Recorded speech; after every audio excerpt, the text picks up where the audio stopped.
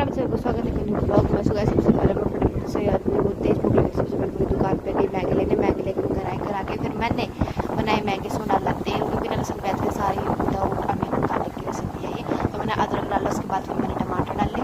टमाटर डालने के बाद फिर जब थोड़ा सा हल्का सा ब्राउन होने के लिए फिर हमने डाला नमक हल्दी, और फिर उसके बाद हमने थोड़ा सा बेसिक्स मसाले जो भी आपके घर में किचन में होंगे वो डाल दो, ठीक है। और उसके बाद फिर हमने थोड़ा सा इसमें डाल दिया पानी, और पानी डालने के बाद इसके अंदर आप मैगी तोड़ दो। मैगी तोड़ के डालो या साबुत डालो, जैसे मर्जी आपका चॉइस है। और उसके बाद इसमें मैंने मैगी मसाला भी नहीं डाला, क्योंकि इसमें भी लहसुन प्याज होता है इसलिए। तो अभी इसे अच्छे से पका दिया, विदाउट अनियन और गार्लिक की रेसिपी है ये। और उसके बाद फिर मैंने इसे प्लेट में डाला, और फिर उसके बाद आप इसे धनिया वगैरह से गार्निश कर दो।